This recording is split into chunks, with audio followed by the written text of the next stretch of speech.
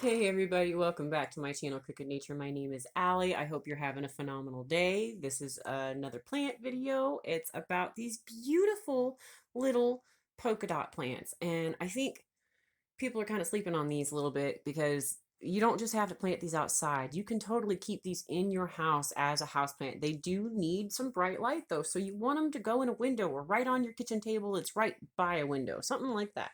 You want them to get bright light.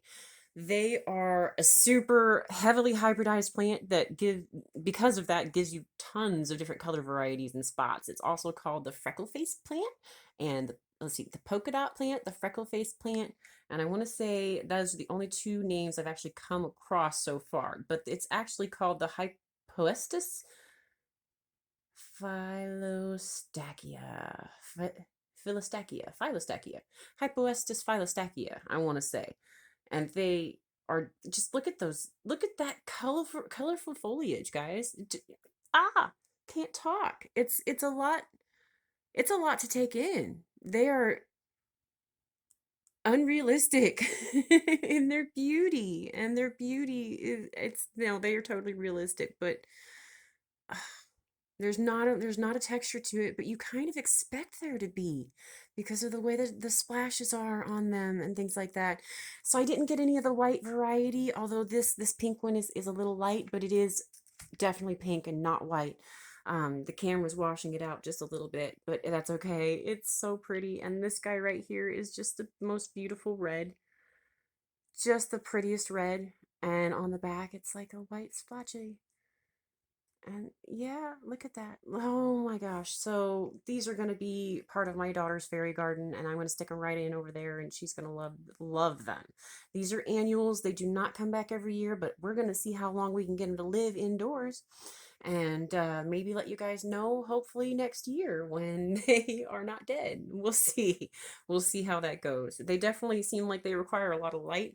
It already looks like they need to be repotted massively, like in pots that are at least 3 inches larger. And I know that seems like a lot, but it's not. They are very root bound. I'm actually going to probably have to cut the pots off of them because there's so much root in there. But that's okay. They're really healthy. She's going to love them. She's going to think they're the prettiest things, and I think they are just absolutely to die for. Look at that. Look at how pretty they are. This is something that you just kind of hope for in a houseplant. You want something that's absolutely captivating. And that's what that is. The hypoestus is an absolutely captivating plant. Now, it is a flowering plant, by the way, and it has around 150 species, so you can really come across some differences, okay? They're pretty widely distributed throughout the tropical and subtropical lands around the Indian Ocean, and that's where they naturally occur, okay? That's according to the Wikipedia. I'm not gonna go too far into that.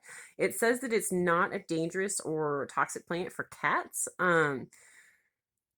unless they eat a lot of it. And if they do, which they shouldn't, but if they eat a lot of it, it's gonna cause some diarrhea and vomiting, okay? Dogs don't seem to like it at all, but I didn't find anything about whether or not it was gonna be bad for them.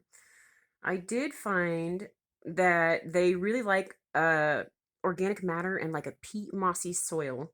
So whenever if you're going to repot them, that's going to be the best. And you can grow these in shade. So if you do plant them outside, you don't have to plant them in full sun. They can go in like just be in a little bit more shade. It doesn't have to be bright light, and it doesn't have to be complete shade. In fact, I wouldn't put them in complete shade because they probably aren't going to grow. An elephant ear might do okay in complete shade, also still depending on how much light there is, because if it's that dark, nothing's going to grow, guys.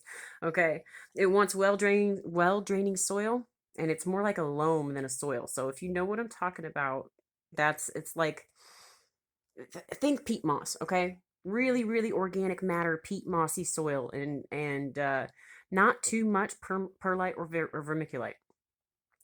You want it to drain well, but you don't want there to be that much of the perlite or vermiculite in it. So actually, you know what? Take that back.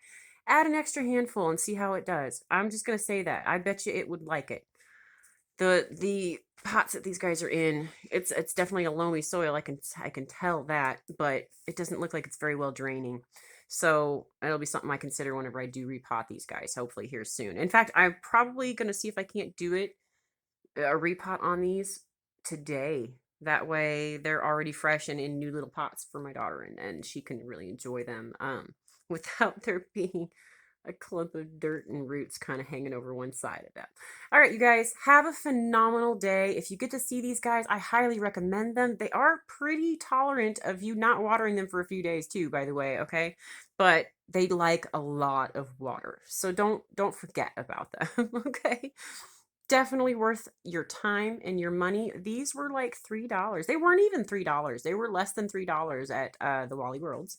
You know, wherever we go, where you go for all things bulk or cheaper, you know, because they buy in bulk. Um, they had different colors, and I want to say that I've seen some that are pretty close to purple, and I've seen some that are just I don't know. You guys, I hope you get to see a whole bunch of these. And if you get a chance to go to any Lowe's or big box stores that have really big greenhouses and nurseries, you're going to see a whole bunch of them right now. Okay. And again, this is a Mother's Day plant. This is something you're like, look at it. It's pink and it's red. And it's like, it looks like you took the time to paint every little spot on there for me. Oh, all right, you guys. This would make a great Mother's Day present. I hope you guys have a great day and a great holiday if you have a mother, and if you don't have a mother, or for whatever reason you don't enjoy your mother, that's okay. Big hugs from me. Have a good day.